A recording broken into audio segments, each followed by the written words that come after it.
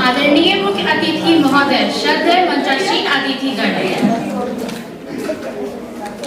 ब्रह्म कुमारी के मेरे भैया अथवा बहनों, गुमला शहर के उपस्थित नागरिक जन एवं इस कार्यक्रम के प्रतिभागीगण, आज हमारे देश के पूर्व प्रधानमंत्री माननीय मोरारजी देसाई के जन्म उत्सव एवं लीप वर्ष के इस पावन अवसर पर मैं आप सभी का हार्दिक अभिनंदन करती हूँ। आज मुझे भारत का भविष्य महिलाओं के हाथों में है विषय पर अपने विचारों को व्यक्त करने का मौका प्राप्त हुआ है, इसीलिए मैं आप सभी का आभार व्यक्त करती हूँ। माँ, बहन, बेटी, पत्नी हर किरदार बखूबी से निभाती हो।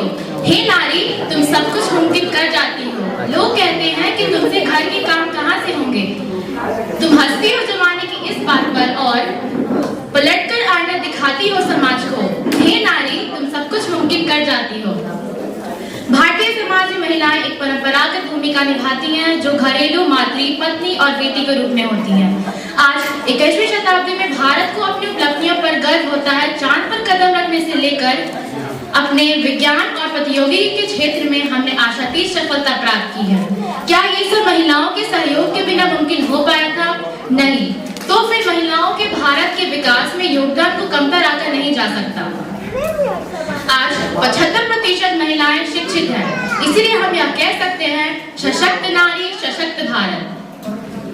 शिक्षा रूपी हथियार ने महिलाओं को उनके अधिकार और आत्मबल के लिए गंभीर बनाया था।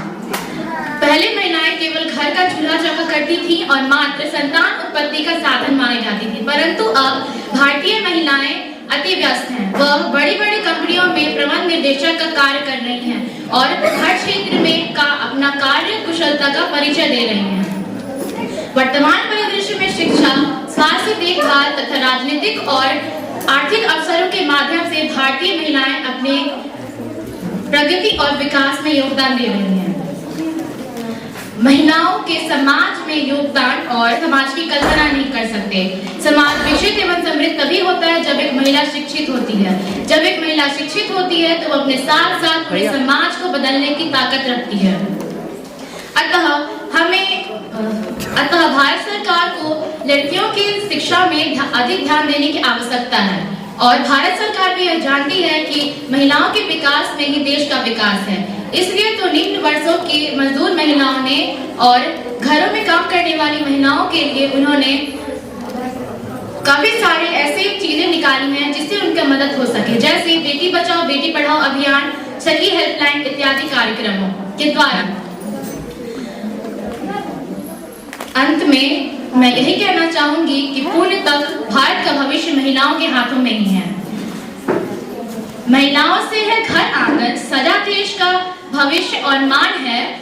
महिलाओं से है घर आंगन, सजा देश का भविष्य और मान है।